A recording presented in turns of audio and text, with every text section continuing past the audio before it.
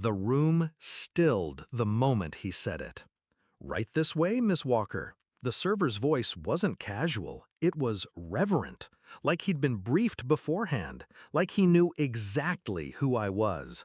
Forks froze mid-air. Champagne flutes quivered between manicured fingers. My father's face, so smug just seconds earlier, twitched, ever so slightly. They knew that name, just not me behind it, and that's when I smiled.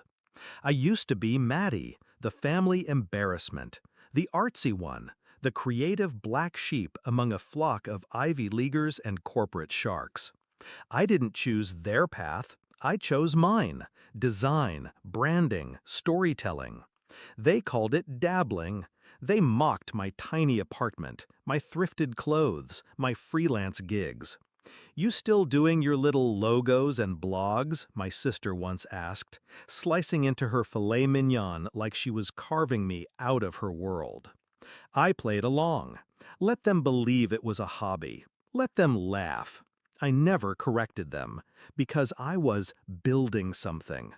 While they played dress-up with inherited privilege, I built a ghost empire, anonymous, powerful, and quietly lucrative. I launched a digital agency, hired under aliases, let others take credit publicly. My name? Never attached. Just initials, just a shadow in luxury campaigns, brand overhauls, corporate reinventions. But every empire needs a face eventually, so I chose one: Miss Walker, a name they'd never trace back to Maddie. Until tonight. I didn't plan to attend my father's 65th birthday dinner. It was hosted at Eclat, one of those hush-hush restaurants where reservations were more valuable than gold. They'd bragged for weeks about getting a private dining room there. My invite came last minute, a pity gesture, I assumed. They expected me to decline, stay hidden, stay small. But I showed up, in black satin, custom-tailored, not a label they'd recognize, one of mine. Hair slicked back, minimal jewelry, confidence weaponized. They didn't recognize me at first. My brother whispered something about her actually showing up. My mother offered a brittle smile and commented on how refined I looked, like I was a rescued stray.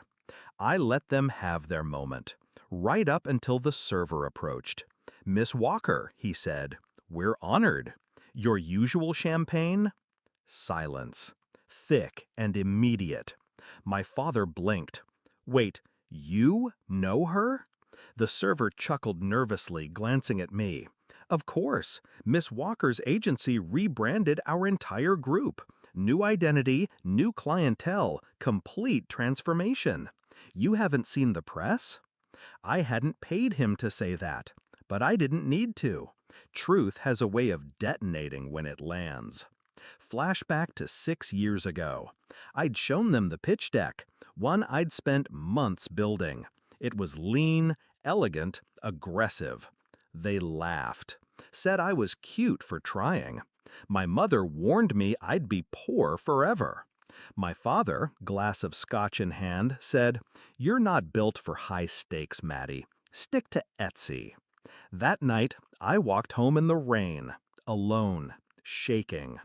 Then I deleted my real name from everything, became Walker, ruthless, unattached, unapologetic. I worked 18-hour days, studied behavioral branding, market psychology, algorithmic targeting. I infiltrated their world through my work, redesigned banks, luxury retailers, tech firms. Their favorite products, reshaped by my hand. They never noticed, until now. My sister broke first. "Wait, are you saying you own this agency?" I turned slowly, took a sip of champagne. Let silence hang. Then, "No, I am the agency." Her jaw dropped. My mother went pale.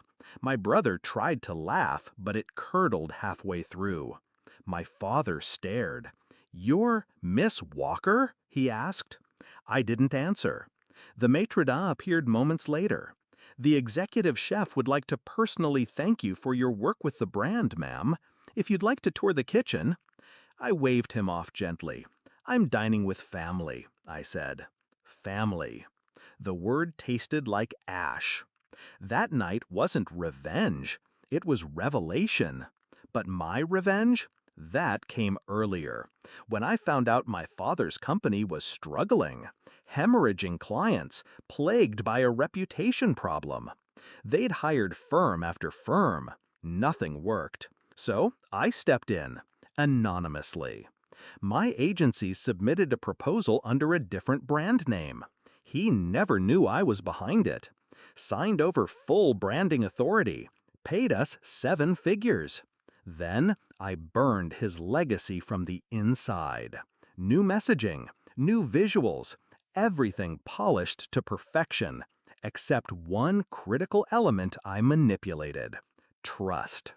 I planted subtle seeds of unreliability in the brand voice, tiny inconsistencies, subconscious triggers, enough to erode investor confidence, spark rumors, leak client uncertainty. Stock dropped 11%.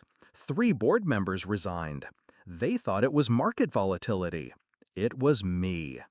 As dessert arrived, I could feel the shift. They no longer looked at me with pity. They looked with fear.